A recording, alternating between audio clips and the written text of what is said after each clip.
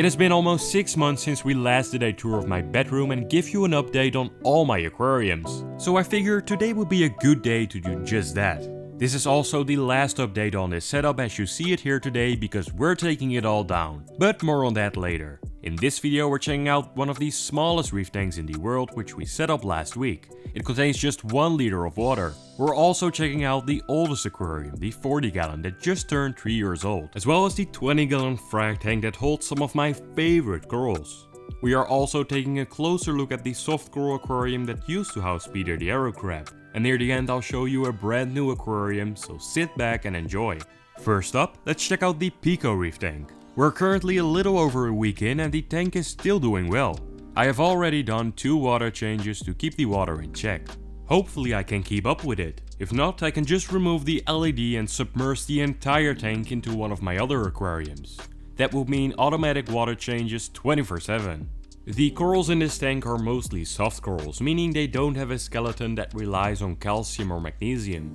These corals rely more on nutrients. And given that this tank is pretty small, nutrients build up quite fast, which can be an advantage to this setup. To do a water change, I just unplug the return pump, which is down in the sump, and use a turkey baster to remove about 2 cups of water. This means we're doing a 50% water change on it each time. I then add fresh salt water from one of my other aquariums into this one, and this whole process takes me about 2 minutes of my time. I'm thinking about adding a snail and maybe a very small shrimp in here, but I'd like to hear your thoughts on that. This aquarium sits right next to my bed. It makes no noise at all, which is great. Now let's span over to the other side of my bedroom. On that side you'll find the black wall with 3 reef tanks in front of it. And, since recently, a custom Denny's Aquariums metal sign. For a long time I was contemplating whether or not I wanted to add a painting in the empty space above the tanks, or maybe put up a plant like before. But plants keep dying in my bedroom, probably due to all the blue light. But then, Aquatic Dreams from Austin, Texas sent me a message asking me if I was interested in a custom sign. He showed me some of the work he did for other hobbyists and I was in love with the signs. So I went on their website and customized a sign for myself. They come in a few different sizes, but I choose the 18-inch one with the copper finish. The process of customizing one was pretty cool and easy to do. The LED behind it gives it a very cool effect. I want to put a spotlight on the sign itself to really show off that shiny copper. Check out Aquatic Dreams online and get your own. They are so cool. Now let's move down a bit and check out these aquariums. Soft corals are some of the easiest and hardiest corals you can keep in a saltwater aquarium. That's why I mostly chose soft corals for the small Pico Reef tank. Speaking about soft corals, this is my 20 gallon soft coral focused aquarium. It was set up around 1.5 years ago and has faced some challenges in the past, just like it is today. The aquarium measures 65 by 45 by 30 centimeters in height and was set up using a Kessel A360X LED, a tons-up power head for flow, a heater, and a dosing pump to give the corals enough calcium, magnesium, and stable alkalinity levels. Honestly speaking, the dosing pump is no longer a necessity for this tank, as most of the corals inside this aquarium don't have a skeleton that requires calcium or magnesium to grow. I think I can get away with just a few water changes every now and then and letting the tank get dirty. Soft corals love nitrates and phosphates, but not too many. Once again we're facing a few challenges in this aquarium. As you can see, the rocks are covered with these tiny anemones. They are called Aptasia.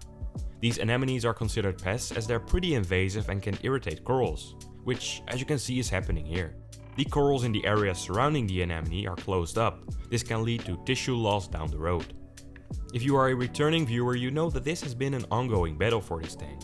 Some time ago I decided to pause the battle and just let them take over for a bit. My plan is to test out different methods on how to get rid of these pests in a future video series. We'll compare natural predators, homemade remedies, and chemical solutions, maybe even laser. They were gone, but now they're back. Bubble algae. Same concept here. I want to make some educational content with this algae to help and educate new reefers. I recently added this brown mesh starfish to eat some of the asterinas that are living in this aquarium. It's doing a pretty good job at keeping these tiny pest starfish under control. Despite all these pests, which have gone out of control intentionally, this tank is looking decent if I say so myself. I am pretty happy with the way that the soft corals are growing in this aquarium and I can't wait to make some educational videos for you. Now Peter the arrow crab is no longer in this aquarium. I gave him to a fellow hobbyist who was dealing with some bristleworms. arrow crabs love to feast on these worms, so I'm sure he is loving life right now. Should we pay him a visit and see how Peter is doing?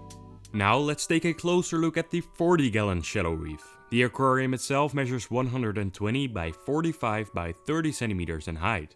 It underwent some big maintenance a few weeks ago as algae took over during my time away from home. We cleaned the aquarium thoroughly and this is what it looks like today. The tank is pretty clean, the corals are looking vibrant and the fish seem to be enjoying life. This aquarium is the oldest one I currently have set up. It's almost 3 years old and runs without a sump or filtration, similar to my other setups. The corals and fish are thriving. The 2 clownfish still as aggressive as always and the damselfish are still very camera shy. The big fungia is still doing well. Well, the babies are.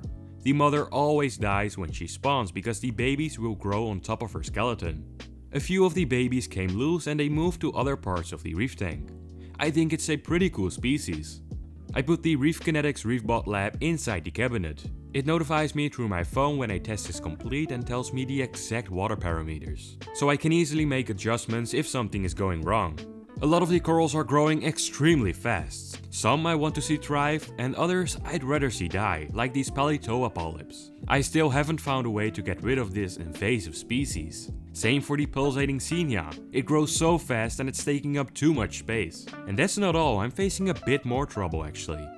In the maintenance video I briefly mentioned the corals that were missing in this aquarium, like the Space Invader chalice, the massive cactus coral and a few others. I had to take them out of the aquarium as they were engaging in coral warfare between other corals, causing tissue loss all around the reef. So for those people saying they all died, that's not true at all. They are currently in my frag tank. This aquarium is set up the exact way as the soft coral aquarium. In here I currently keep all the pieces that need a new piece of real estate on one of my other reefs. I'm thinking about rescaping this aquarium and turning it into an actual reef because I don't like this look at all. What do you think I should do with this thing?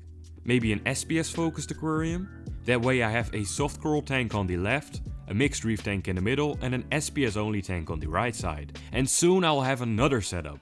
I got rid of my desk because you know, who's able to get any work done where you're surrounded with the beauty that comes with keeping aquariums. This right here is a 6-gallon shallow Pico Reef tank I got from a store in Canada called Reef Casa.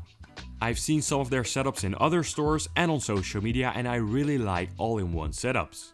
I am not entirely sure what I want to do with it yet, but I do have an idea. But that's the secret for now. I want to hear your ideas first. As of today I have 5 tanks, a plant, a bed and a bedside cabinet in my room. I think the next step would be to put a tank on top of the bedside cabinet, right? Just kidding, I think this is enough for now. I want to stock my tanks more. I am looking for suggestions for fish and inverts I should put in my 20-gallon tanks and the 40-gallon reef.